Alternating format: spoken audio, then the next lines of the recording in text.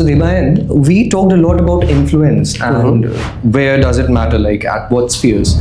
But how important is it that we have to be influential in these different sorts of spheres? First of all, I'd like to say that let's say you do not have students. You are inevitably going to influence that person. So Debayan, can you tell me a little bit about framing? How does framing help in, influence, framing of words or sentences? How does framing of words or articulation comes in this picture?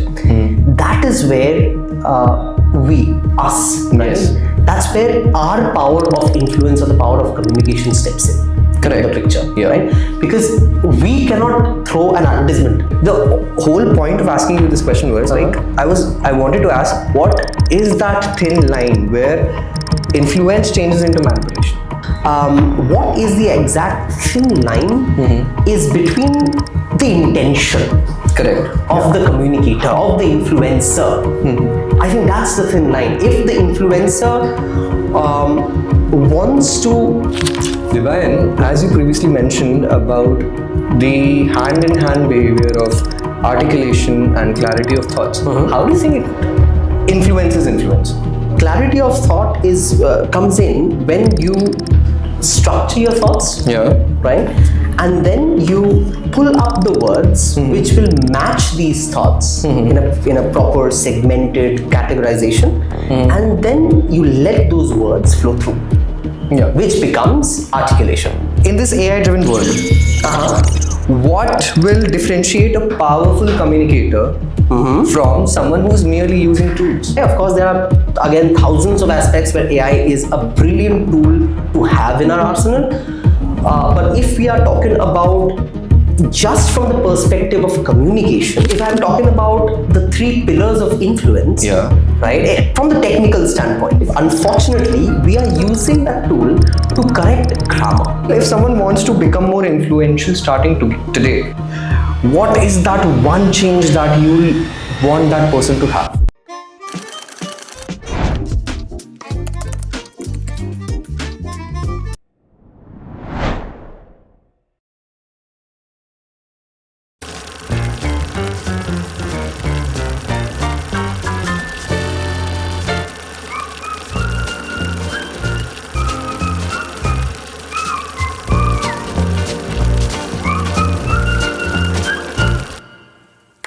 Some messages are heard, some messages are felt, and some messages move people to act. Welcome to the Orators Academy podcast, Beyond Words. I'm Vansh Khare, a trainer at Orators Academy and your host for today's podcast. And today we're going to dive into something really interesting, and that is the power of influential communication. We get influence every day. Sometimes we get influenced by leaders, advertisements, even by something that we just read. But the real question is, what separates conversation which is merely heard from conversation which truly moves people? Joining me today is someone who has worked very closely with people from different demographics, from a lot of cultural differences, from people from different backgrounds and all. And he is a communication trainer here at Orators Academy. And he's a project and product manager. And it's really good to have you, Debayan. Welcome to the podcast. Thank you. And it's an absolute pleasure to be here. Especially I'm sitting next to you and then opposite you. Yeah. So and on top of that, the topic that you've chosen today, which is the power of communication through influence, Yes. is something which is an integral part of our everyday lives. And the most interesting part of that is that even when it is this, highly permeated into our lives, most of the time, it does not register in our subconscious self. Correct. We understand it, we read it, we can even categorize it, but most of the times it's so subtle that it just moves over us and Very naturally, yeah. Yeah, and that's how we get influence. Perhaps if we get or we understand consciously that we are getting influenced, perhaps we would be resistant towards it. Hence the art of influence comes into picture. Comes into picture. Yeah. So I'm really stoked to have this conversation with you, and I'm really glad that I'm sitting here. Pleasure is all mine. Pleasure to have you here. Thank you. before moving forward, what exactly is influence, and how do we not understand that our brain never tells us that, bro, it's happening? Correct. Why does this happen? Very, very good point, actually. Because I think that is where the art of influence comes in. It is portrayed in a way which hides the deeper influence behind layers. Perhaps not in all segments, however, it still is effective. I'll give you an example, right? Please. So we have the T20 World Cups, going on currently, right? Yeah. So just before the World Cup starts, we have a plethora of advertisements from Jasprit Bumrah, from Kohli, from Rohit Sharma, from Dhoni, even the retired cricketers, right? Yes. And they can be advertising multiple products. Does not really matter what they're advertising. Yes, that is chiefly what they want to propagate. However, the influence for that product being valuable is the how should I put it? It's the influence that those characters bring to the table. Correct. So, for example, how do you perceive Virat Kohli? You perceive him as somebody who is reliable, Yes. right? Yeah. Somebody who you can depend on.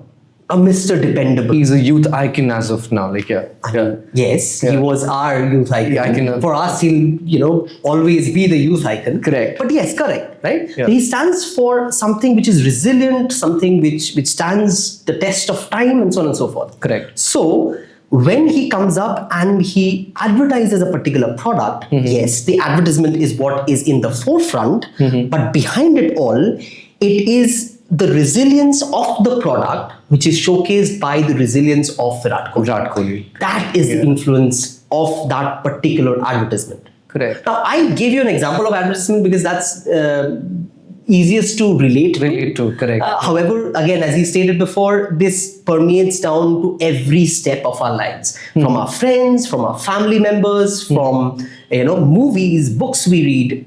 Everything influences us. Yeah. So the more we understand about influence, the better we can categorize them, good and bad, and the better we would be either reciprocate. We would either reciprocate to it, or we would be resistant towards influence, which are not good for us. Not good for us. It's both sides of the coin. Makes sense. Yeah. Well, it was a very nice example of you, connecting to our viewers and talking about Virat Kohli and all. Yeah. We often think that communication or influence is something very massive, but at times it's something really subtle. Let me share a story with you. Like, what do you think about history as a subject? I love it. I love the storytelling part of it. You love the storytelling part of it. A lot of my friends used to hate it, believe me or not. But because of a teacher of ours who used to be there, he used to make this particular subject, which was, I don't know how and why, it was hated by many. I loved it, to be honest, but that's how it was. He used to be so articulate and so meticulous about things when he used to explain the lessons to us, that he changed the whole dynamics of history class. Amazing. Like in our school. He's no more with us, but yeah, keeping that aside, he just made it a wonderful class for all of us. Yeah. So how would you separate influential communication or conversation to something which is not that much influential, but yeah, it's still a conversation or a communication? Yeah. Okay, so differentiation between a conversation without the array of influence, yes. and then what influencing is actually, yeah. Okay, all right. So technically, both of them are conversations. Even if it is a one directional, it's still, I understand it, a conversation never really is complete till it is a two-way street. Two-way street, correct. But yeah. we do have communications which are influential, which are one-way. Correct. The reciprocation of the audience which is what completes the loop. Right? Yeah. However, coming back to your question, so a conversation which does not have an agenda. Maybe it is a little tricky to put it to words, but let's put it this way. a conversation or a communication which need not be read between the lines, right? Yeah. Against a communication which has a underlying front to it, right? Something that they want to portray through different means, which is not at the forefront. At the forefront. Yeah, I get it. So it's less of manipulation and it's more of connecting to people, right? Oh, great question. Great. I'm so glad that you've come up with it. A lot of people misinterpret influence with manipulation. Manipulation, correct. Yeah. Now, manipulation is unfortunately the negative side of influential. Right? You can influence people negatively and manipulate them in a way. In a way, yeah. But it is still influencing. Influence. If we put that under the same umbrella, yes, it is influencing. However, when we talk about influence, we talk about the positive sides of it and also the negative sides of it. Unfortunately, manipulation comes into it. But yes, that's also part of it. Yes. Nice. So, Debayan, we talked a lot about influence and where does it matter, like at what spheres. But how important is it that we have to be influential in these different sorts of spheres? Can you go about it a little bit? So, you want me to refer to how it is important or why is it important? First of all, is it important? Yes, it is. That's the short version of it. Yeah. Now, why? Why is it important for somebody to even sit and consider influencing or how they are getting influenced or even think about influence as a whole? Correct. First of all, I'd like to say that inevitably, we are constantly getting influenced and also influencing. Okay. Right? Yeah. Now, if I ask you, Vansh, you must have somebody, you have your own students, right? Yeah. And they are there, of course. True. Other than that, let's say you were not part of Orators Academy. Let's say you do not have students. Okay. In that situation, you must have a nephew who's younger or a cousin brother who's younger or someone somewhere who looks up to you. Correct. Right? Yeah. You are inevitably going to influence that person. Be it my sibling as well. Like, yeah, anybody. She looks up to me. Like, it does happen all the time. Yes. Yeah. So, you are leaving an impression on everybody that you are meeting. Correct. Right? Now, sometimes the impressions that you leave onto people are extremely important for that person's psyche and their characteristics to develop. Right? That's essentially what we tackle in our day-to-day life and also our personality development and all. Yeah, correct. Makes sense. Yeah. So you are inevitably, whoever is watching here, we are all inevitably influencing someone around us. Okay. Right? So how to be good at it? Correct. My follow-up question would have been this only. Yes. Yeah, but for you to understand that there is a requirement to be good at it, you need to understand that you are even subconsciously influencing people around you. In a good way. In any way, you are being an influence on someone. Hence, if you are being an influence on someone, you have to be good at it. Right? We all need to leave something which is perpetually positive in whoever we are interacting with, right? Hence the reason or the requirement to be good at influencing. And hence we, kind of bring it down to a point that we have to know how to be a good influencer. So Debayan, can you tell me a little bit about framing? How does framing help in, influence framing of words or sentences? Yeah. Can you just go about it? Yeah, so framing of words is the medium. Correct. Yeah. Right? So we can have multiple mediums of influence. As I stated earlier, Virat Kohli in those advertisements is the medium of the influence. Correct. The influence being, what he stands for, what his character stands for.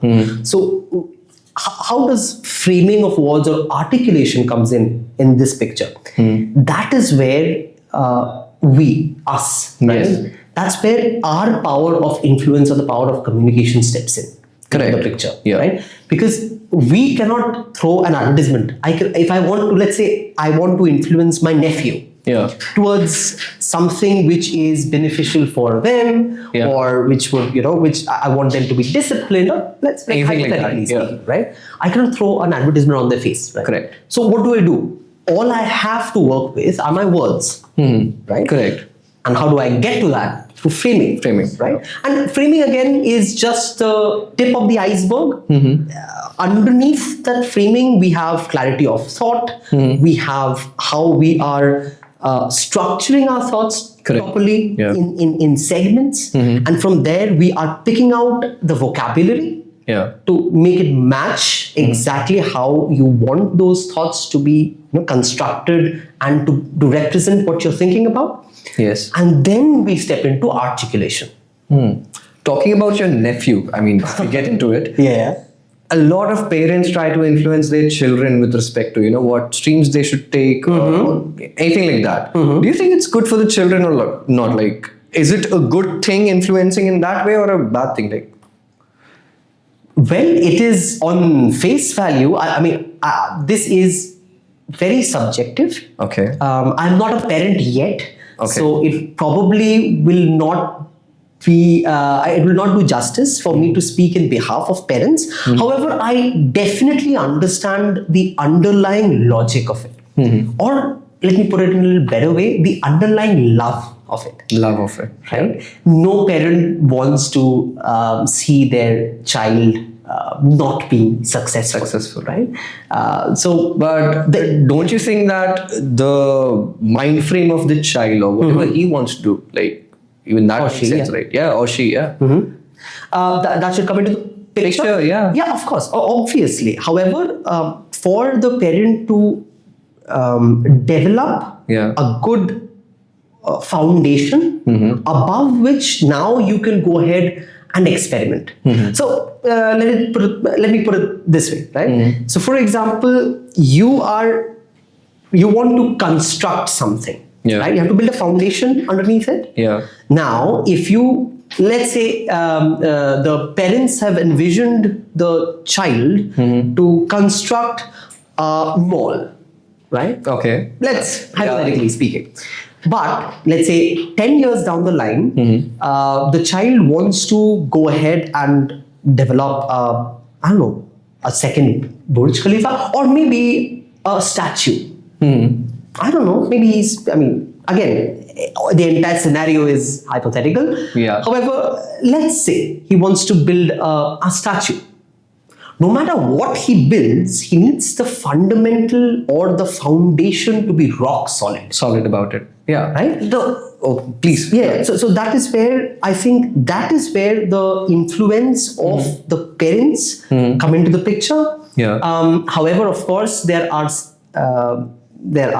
situations where the influence is directed towards manipulation. See, my question. However, that's never intentional. I can definitely vouch for each and every parent in the world. That's definitely not intention. Correct. That comes from being overprotective. That comes from being, even the sense of responsibility that the parents hold, burden yeah. of responsibilities that the parents hold. Yeah. When you give birth to a child, your entire mind frame is bogged by the responsibility of raising that child well. So imagine the pressure on them as well. Correct. You explaining it so well. Wonderful. It's commendable. Thank you. The whole point of asking you this question was like, I wanted to ask, what is that thin line where influence changes into manipulation? Right. Okay. Great question. Yeah. Well, sometimes it's also sometimes it is unintentional, as I stated before. Yeah. Sometimes maybe the influence which started on a very positive note was redirected or diverted towards manipulation yeah. without conscious thought. Yeah. However, what is the exact thin line is between the intention. Correct. of the communicator, of the influencer. I think that's the thin line. If the influencer wants to develop something from an aspect of having a great foundation underneath it, where then the person who's getting influenced can be creative about that foundation. Correct. Yeah. Build whatever they want to.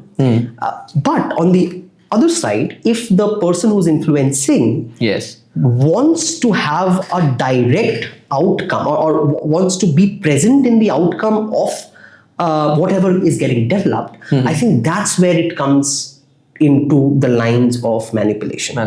Because you're not just preparing somebody for the fundamental, but you also want to direct the outcome. Correct. Yeah. So it's another way of kind of explain. Sorry if I'm going too long about this. Totally fine. Yeah. But another way how we can kind of put it is freedom of intentions against having a hand on the outcome. Yeah. So if you are developing something which where you want the freedom to blossom into something, right? But for it to blossom, you have to have a fundamental. Correct. Right? And on the other hand, you not only want the your hand in the fundamental, you also want a hand in the outcome. Yeah. I would perhaps put it this way. Now, of course, as I stated at the very beginning, this is very subjective. There may be a lot of people who disagree with me, and absolutely they have their right to disagree. Right to do it. Yeah. I want to share a story. Like quite some time back, I went to a book fair and I was having my lunch over there, and there was an author sitting right next to me, but I couldn't, get that he's an author. And while I was having my lunch, he said, "Can I have a bite?" Okay. And from there only, the conversation struck up. Okay. And then while we were conversing about conversations, he told me that articulation and clarity are the same siblings from the same mind. What do you think about that? Like, I mean, it was a very intriguing thought for me. So, like, do you have any say in it? Yes, of course. I mean, and I think that is very self-explanatory, right? Yeah. Without clarity of thought, it's siblings because without clarity of thought, you will never be able to articulate. Correct. Yeah. Without the ability to articulate, there is no point of having clarity of thought. So one is incomplete without the other. Without the other. Without the other, right? So you to be on the path of articulation, you have to have clarity of thought. Correct. But if you do not have the vocabulary or the artifacts with you to be articulate, then no matter how well structured your thoughts are, no matter how with what kind of clarity your thoughts are permeating into your psyche, it will not be reflected because you are not articulate with your words. Right? Correct. So again, I'll absolutely agree to the author there. Because there's just siblings. One is incomplete without the other. Yeah. Can you share some of your experiences where influence, did a lot of working? With you or someone you might know. It could be at your workplace, maybe in classrooms or anywhere like that. Right. Okay. I mean, I think. Let me think of an instance where it really worked. I think it started with my father. I know this is a very cliched answer. It is like from the very beginning. I would say it interesting, but because from the very beginning, it's like the moment somebody asked a child, "Who do you want to become when you grow up?" 90% of us used to say our father. Yeah, right. True. But even though it is cliched, but it is extremely ingrained in me. Why? I'll tell you. So my father is I don't think I've ever seen somebody more optimistic, ever. Okay. I mean, again, what I mean by ever is ever. No matter what kind of burden that he's carrying, no matter what kind of problems that he is, fighting against, or what kind of weather or storm he's weathering. His optimism is perpetual. coming it from the son, I mean, I would say it's a win, like for him, like, of course. I am so glad that I could learn this from him. To be honest, I have That's not wonderful. mastered it. Yeah. I've not mastered it as much as he has. Again, his optimism is something which is unparalleled. Okay. But I'm trying to be like Kudos him. to that. Yes, Yeah. and that's where his influence came in. So an example of that. Yeah. So I'm coming from a Bengali family. Oh, wow. So all Bengali families, I mean, that's anyone who's a Bengali who's watching this would relate to it. Yeah. So we are, from very young age, at least our generation, we were influenced to become successful academics. What do I mean by that? No, by academics, I do not mean that Grades and all. as your, yes. So Yeah. not your profession, like you're not supposed to be professionally academics, but yes, your grades and all, yeah. right? Your education and on paper education. It should be top notch. Yes, it should be top notch, right? And that is what is groomed into us, right? I'm not getting into the positives and negatives of it. Of course, Yeah. there are multiple facets. Yeah. But that is the influence that we are into since our childhood. Right? Correct. So I remember my 10th boards, Yeah. right? I was in CBSE. So my 10th boards did not go well. As planned. As planned. Yeah.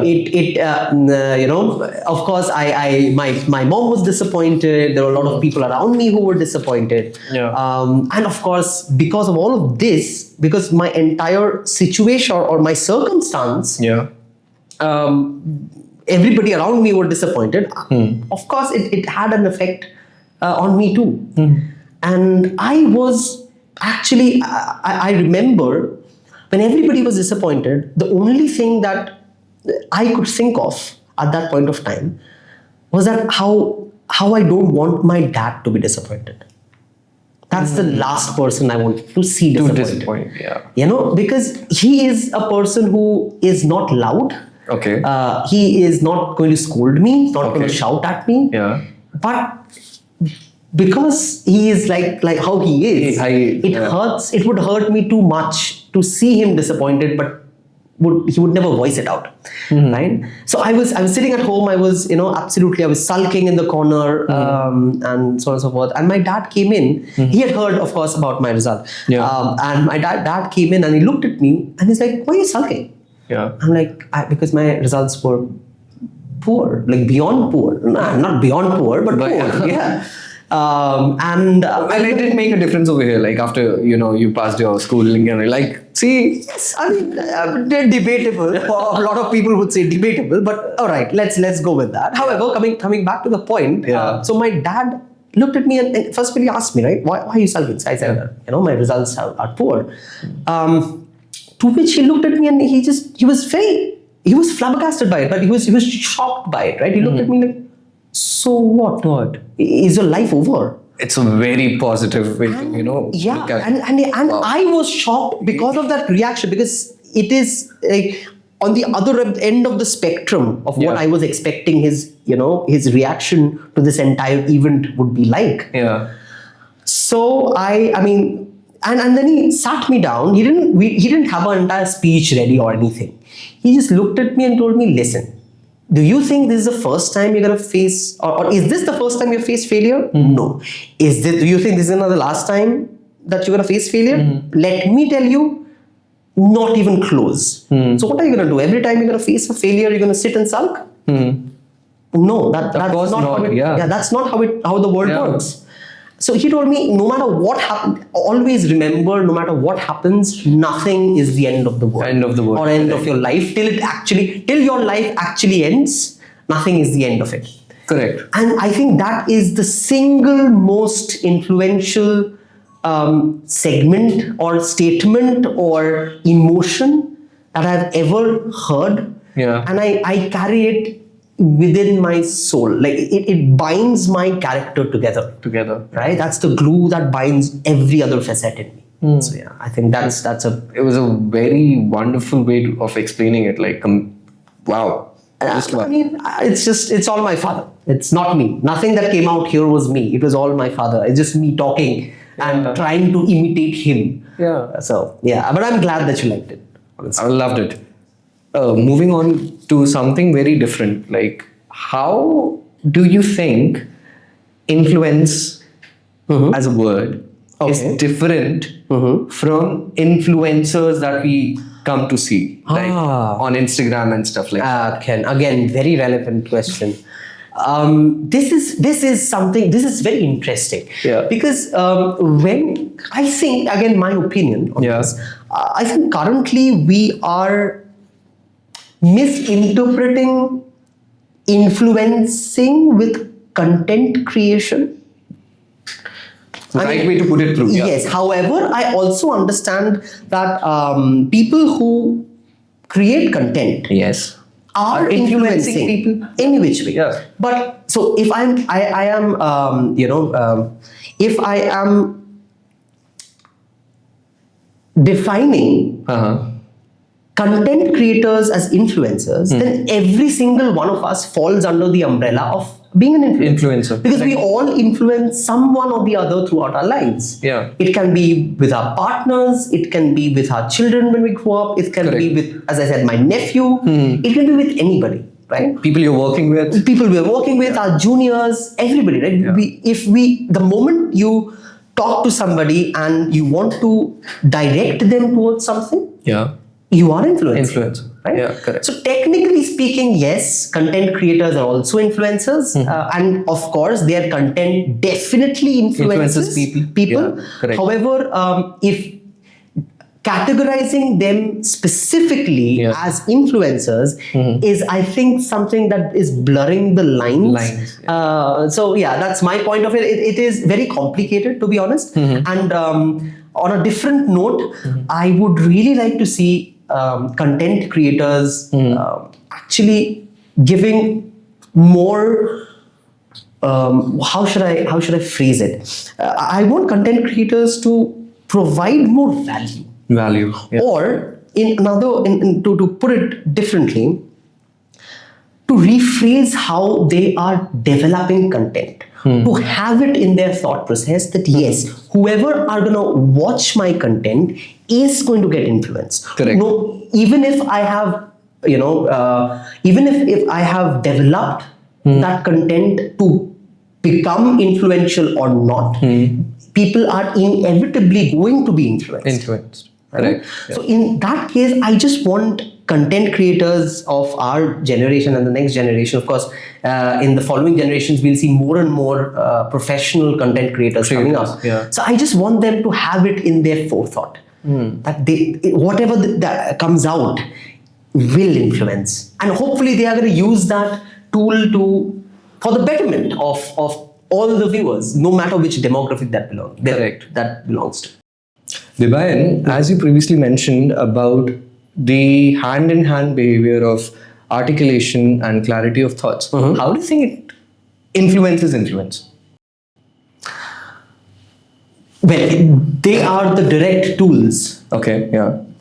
With which you influence. Right? So, it's like, so how does it work throughout, right? Yeah. Clarity of thought comes in when you structure your thoughts, right? And then you pull up the words which will match these thoughts in a proper segmented categorization, and then you let those words flow through, which becomes articulation. Correct. Right?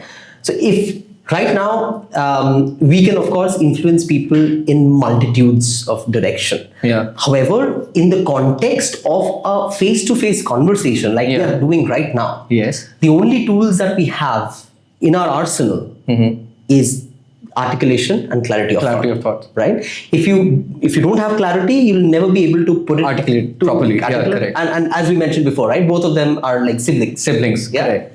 So that's how it is. You have to use articulation and clarity of thought side by side. Yes, to be influential.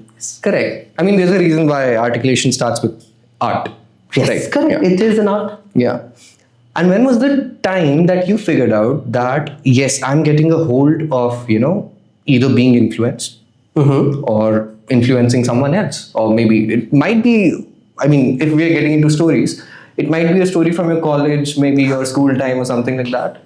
Yeah. I'm sure viewers would love to listen to a story like. Yes, and I think those are the years where you actually are raw enough Correct. Yeah. to be influenced in a way which actually shapes up your character. I was about to say that, which shapes you. Yeah, correct. Right? It's like on a pottery wheel. Mm-hmm. You add water and you shape it up. Correct. Once it dries up, it becomes whatever you've created. What a vivid representation. I would So say. our school and college days Yeah. are that position of our lives Yeah. where it's the clay is still wet. It's still being shaped. Correct. Right? So all of us get our influence from being influenced Yes. during that period of time. So if I'm just talking about myself, yes, Yeah. there were a lot of people and a lot of circumstances Yeah. which ended up influencing me. I remember I told you about my father. Yeah. Who was one It's of a very beautiful story. Like, yeah, there were also a plethora of teachers. I remember in my 8th standard, I had an English teacher who taught me empathy. Wow. So obviously at that particular age group, we did not have clarity of thought to categorize empathy or even to comprehend what empathy means. Yeah. Yes. So he showed what it means through his actions. Correct. With the most mischievous students, he took the time out to speak to us, to make sure that we voice out what's actually going on in our heads. Most of the time, kids act out or throw tantrums because they are not able to articulate exactly what's wrong with them. Okay. Yeah. They do not possess clarity of thought. Hence, they're screaming about it, they're crying about it, they're trying to gain attention about Through it. Yeah. right? So he, through his actions, his name was Joseph Arakya Swami. I don't know if he will ever listen to this, but he was probably my favorite teacher of all time. Okay. He was an English teacher in my 8th standard. Same goes for my history teacher. Yeah. Yes. I mean, he's no more, but yeah, he was one really great of a person. Yeah, I think you mentioned about I it did, in the yeah. beginning, right? Yeah. So that's who, those are the people who are the actual influencers. Influences and who shape us, you know? Yes, correct. So he was amazing in his action. Correct. To show us what empathy can do, even before we could ever comprehend what empathy is. Later we joined the dots and understood that's what it means. Right? Correct. To be kind, to be empathizing. Yes. And about when I again comprehended influence, that was a little later down the line. Yeah. So it was the first time I started theater. Right? Wow. Theater acts and plays, right? Yeah. So I got into a theater or a theater group absolutely by accident. Okay. One of my, again, school teachers saw me, I don't even remember, I think throwing a tantrum or acting out in a way, and she thought that I'd be able to portray something. And it worked out for you. Yes, absolutely. I'm glad. So the first time I was on stage, of course, I was trying my best to remember the lines, to deliver it properly, to make sure that everything is on point, my body movements, my positions on stage. But from the second time, from the third time, from the fourth time, I started to realize the kind of repercussions or the reflections of the audience. Okay. That through my body movements, through my dialogues, through my delivery, I could bring out emotions which the character was feeling. And in the very beginning, it astounded me. I could not even believe that I am just reading out some lines. Yes, I have understood a character. I'm trying to play the character, but how is it invoking what Feelings. the character is feeling from the audience? So maybe I did not understand the technicalities of it.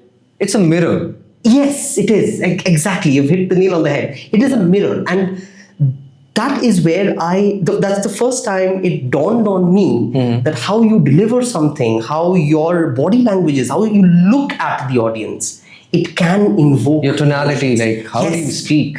Yeah. How you speak, how you deliver, how you can be a medium through which the audience can reflect on something. Correct. That's beauty, absolute beauty. The first time I realized it consciously. You talked about theater, right?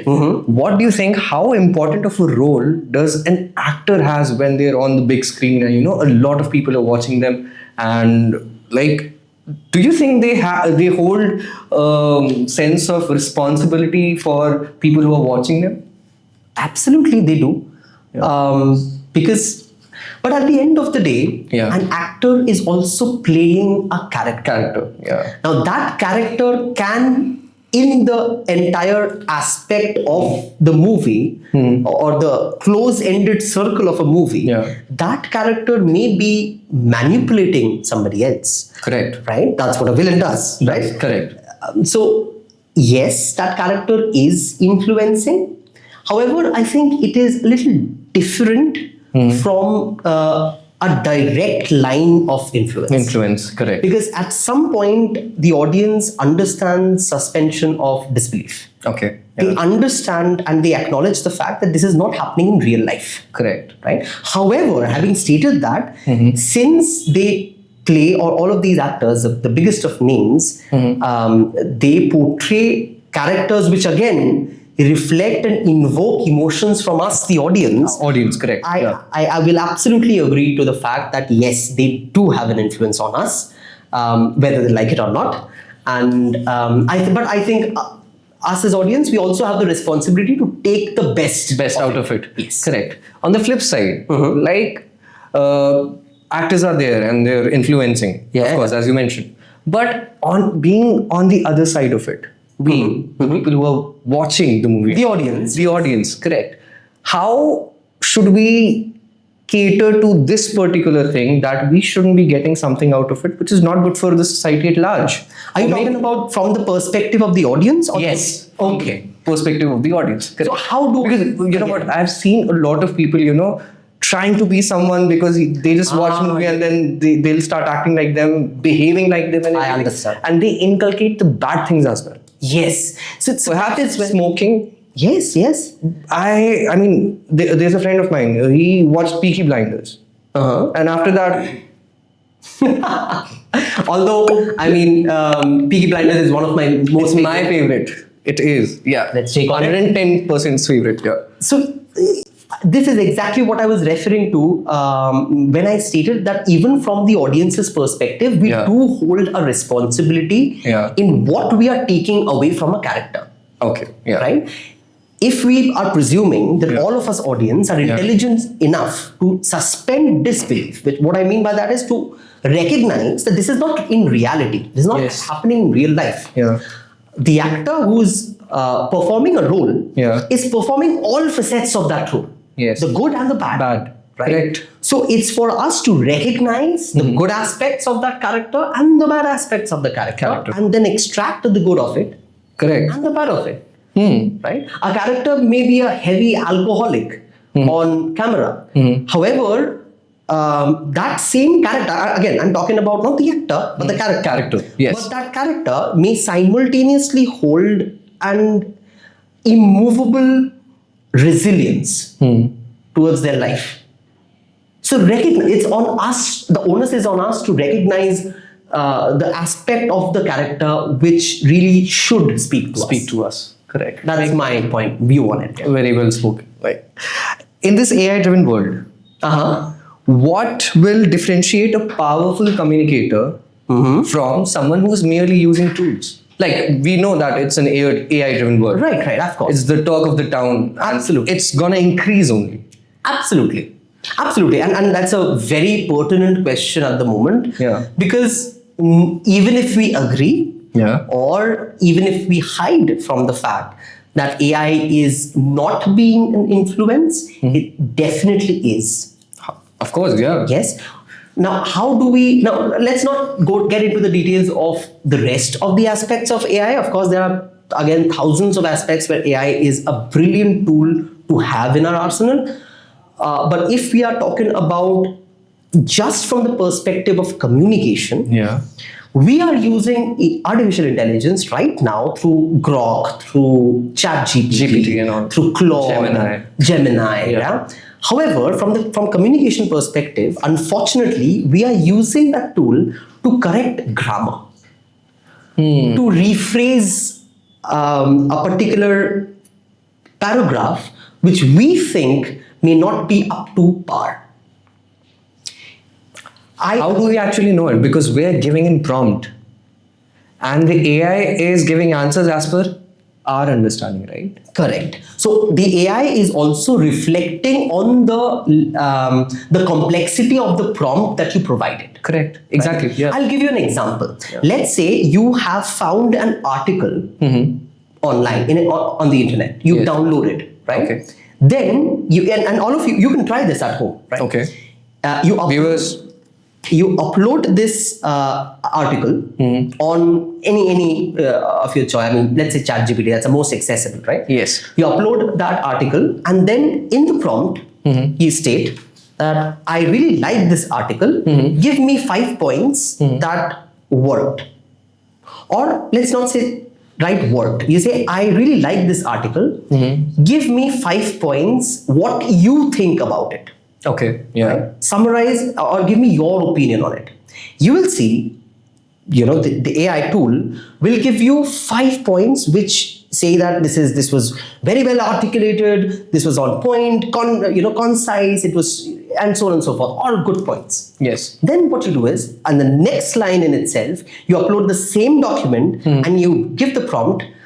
I found this article, didn't really like it. Give me 5 points and give me your opinion in 5 points. Yeah.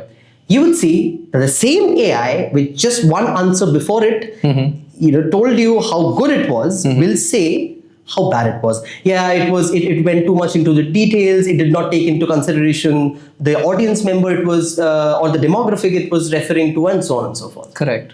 Yes. And again, you can try it at home. Why is this happening? It's because AI, at least the current version of whatever we have, cannot form its own Opinions. Yeah. It can reflect either the prompt or the most common artifact out there on the internet. Correct. Right? So for example, again an example here, let's say a movie is very well liked in the masses. Yes. However, in your opinion, maybe you found that iffy or not really that great. Again, it's subjective, right? Correct. It's an art piece, it's subjective. So if you ask AI to come up with its version of a review, it will jot down the most popular reviews up in the internet and give it up because it cannot form its opinion. So coming back to your point about how we are using AI right now in communication, and in my opinion, how we can use it better is this way. Do not make AI come up with its opinion and disguise it as your opinion. Okay. Yeah. You very well use AI to articulate better. Use AI for your vocabulary. Use AI to rephrase particular statements or paraphrase it. Right? It's a good tool. Yes, that way. absolutely. It's an amazing tool to have. Yeah. There's no doubt on it. Yeah. However, please don't overdo it. No, it's not even overdoing it. It's to have the clarity of thought. Yeah. To form your opinion. Then if you want AI to paraphrase or restructure it better, of course, go ahead. But make sure you provide your opinion. Own opinion. And learn from it. So, that's the most important part. Yeah. So let's say you ask AI to rephrase or make a structure better. Yeah. Once AI provides you with the answer, please go through the answer. Try to incorporate the next time you come up with a similar problem. Learn from it. Use it as a teacher as well. That's my viewpoint. Well, indeed, AI is a really helpful tool, but we should not let it take our individuality away from us. Absolutely. Don't you think that? Absolutely. Again, you've hit the nail on the head. That's exactly what I was talking about. Well, if someone wants to become more influential starting today, what is that one change that you'll want that person to have? Or he might do it. Right. If somebody wants to be influential today, what is the one change? Yeah. Well, I think rather than looking at the technicalities of it, in my opinion, if you ask me the one thing, Yeah.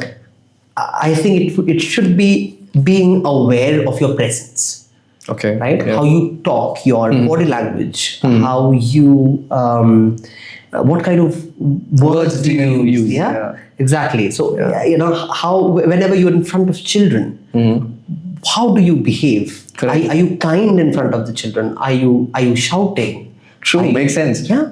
So I think that should, if there's one thing, you should be more aware of yourself. And because again, as we were speaking earlier, right, we inevitably influence people whether we like it or not. Not correct. So since we are already influenced, Yeah. it's good to be a good one. One. Correct. Right? So in on that note, I think that yes, if there's one thing you should change, just be well aware of how you're behaving, what you're talking, how you're talking, and your entire temperament. So that's it. Makes sense. Well, listening to this conversation, one thing stands out to me, that influence isn't about speaking more. Correct. It's about speaking with care. It's about speaking with clarity, empathy, and it should be not too much. It shouldn't be gigantic. You've hit all of the points. However, It should be subtle. yes. Also, I would like to add something here. Yeah. You should also have passion. Passion about it. Yeah. 100%. Yeah. So, along with, if I'm talking about the three pillars of influence, Yeah. right, from the technical standpoint, yes. Okay. Then I would say clarity of thought, articulation, and believing in the content. Or the other side of it is having passion. So if you are not convinced by what your thought process is telling you, then how can you expect your audience or whoever is listening to you to be convinced or to be influenced? Correct. Right? Yeah. So that's what you practice, what you preach. Correct. You know how it is. So yes, so these three would be the pillars. But other than that, I think everything that you just mentioned are the perfect examples and the way you put forward. So, Hearing it from you, it's a big compliment, I would say. all right. Well, thank you so much, Deban, for being here for the podcast. Like, we learned a lot today, like why influence is important, Yeah. how we can be influential in our lives, Yeah. and how do we structure it properly. Yes. Dependency upon clarity of thought and how we put it out, how we throw up. Absolutely. Yeah. So thank you so much for being here. Like, it was wonderful having this conversation with you, and let's hope we have one sooner. Absolutely. It was an absolute pleasure. And thank you for choosing such an interesting topic. Yeah. It's always a pleasure whenever I speak to you. So And 100%, like whenever we talk, it just sorts of hit it. Like, that's what I personally feel. correct. So see you when I see you. 100%. On that note, I would want to and I would love to say that authority makes people obey. Communication makes people believe. And that's how we should go about it. Thank you so much for watching this podcast. I hope you enjoyed the conversation as much as I did. If you really like these type of content, follow us for more. Thank you and have a nice day.